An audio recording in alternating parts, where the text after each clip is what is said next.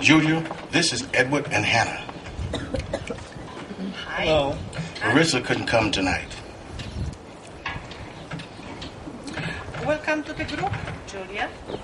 It's really nice to be here. Luke suggested I come when I told him how horrified I was at stories of rape in Darfur's civil war. I told her that Darfur wasn't unique, that all the prisons of many countries, interrogators and guards rape, that they use rape as a weapon to punish and create terror. Through hurting women, they also hurt husbands, brothers, and sons. I thought of my daughter and my granddaughter, and I felt sick. Then Luke told me there was something I could do about rape and other horrible violations of human rights. He told you about the International Violence Act against women? Yeah, and he also told me about your letter writing group. He said I'll learn more tonight. Okay, here goes. Amnesty International sends out teams to investigate imprisonments. Then it decides when and where a campaign against torture is needed and what prisoners are to be adopted as prisoners of conscience. A prisoner of conscience is someone who has been arrested for political activity alone, one who has never used or threatened to use violence. But no investigation is needed for letter writing campaigns against the death penalty. Violence against people who are in custody is never justified. And an execution, if mistaken, can never be rectified. So the death penalty is opposed in every case.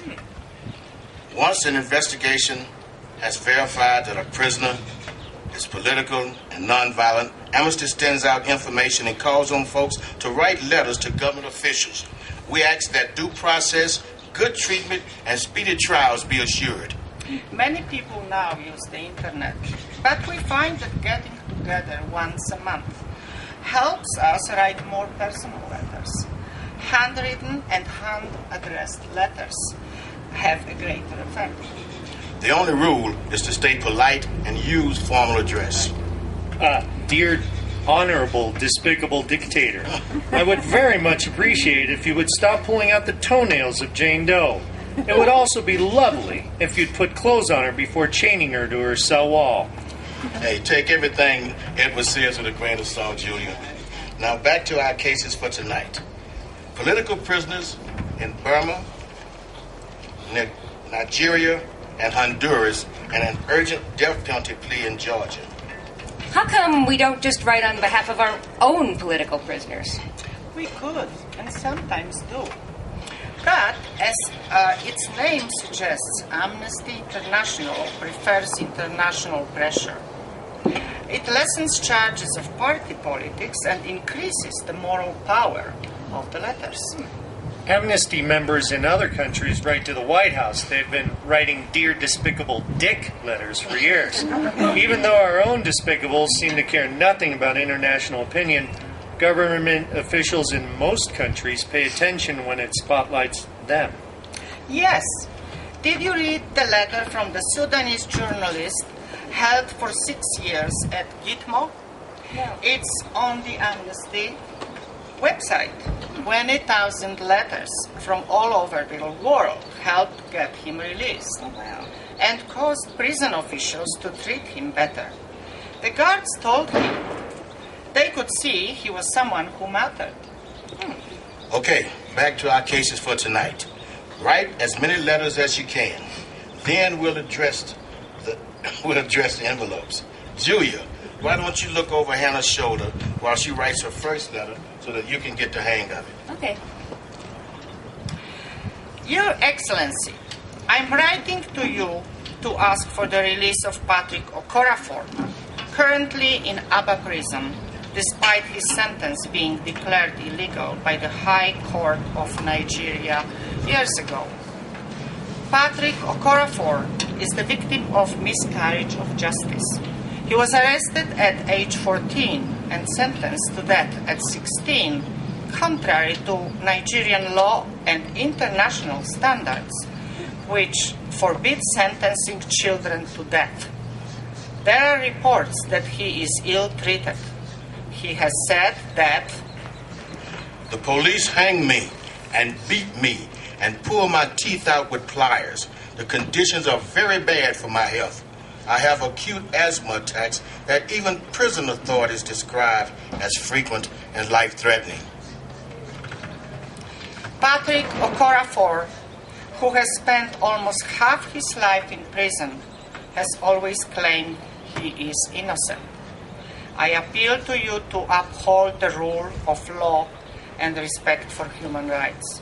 I appeal to you to end the arbitrary detention of Patrick Okorafor. Please free him immediately. Sincerely yours, Hannah Pereira. I can't believe I'm writing again for Nobel Peace Prize winner Aung San Suu Kyi. What an inspiration she is.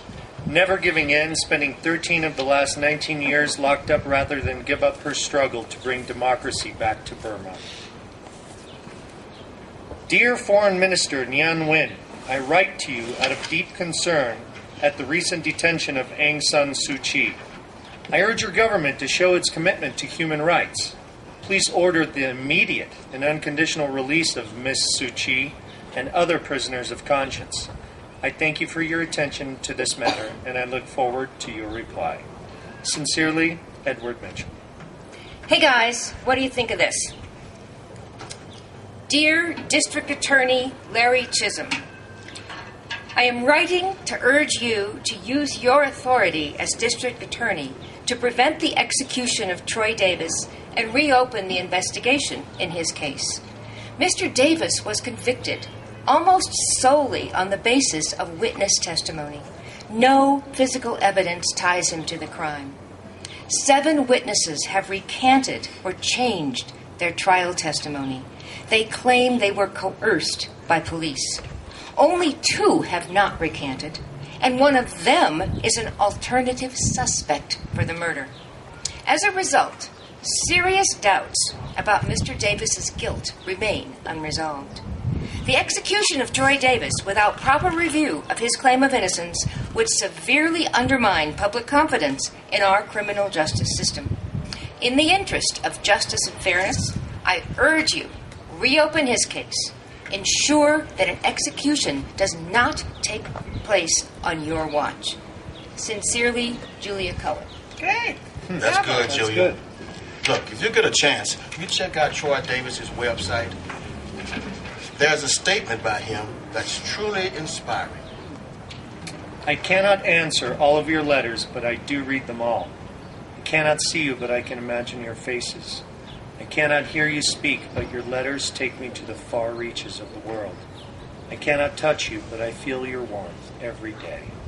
So thank you, and remember that there are many Troy Davises. No matter what happens to me, this movement to seek true justice, to expose a system that fails to protect the innocent, must be accelerated.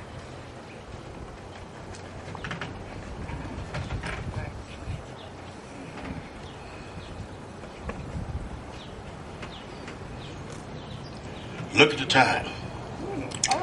My, how time flies when you're fighting for human rights. Now for some pastry. I don't know how you guys do this every month. So much torture and suffering of innocent people. It's endless. As for me, I mainly come for the cream puffs. Nothing like a little whipped cream to soothe away visions of waterboards and electrodes. I have a greater reward. Remember Lilian Obando, the Colombian filmmaker and human rights activist? Wasn't she the one who raised funds for a rural group that formed an experimental organic farming facility? She started educational programs on agriculture, gender equity, reading and writing. Then, she was accused of being a terrorist. No. Yes, she's still in prison, but our letters are apparently helping. Here's a letter from her. Mis amigos, with much emotion and gratitude, I received here in jail a copy of your letters that pressure the Colombian government to release me from prison. Friends, the knowledge that you are out there helps me to maintain high morale in my condition as a political prisoner. Your letters, international letters, are crucial. My situation is only one of thousands who, like me, are in prison in Colombia. We are unionists, indigenous leaders, defenders of human rights, community activists, members of the political opposition. We need you. Keep writing. Keep Keep writing. writing.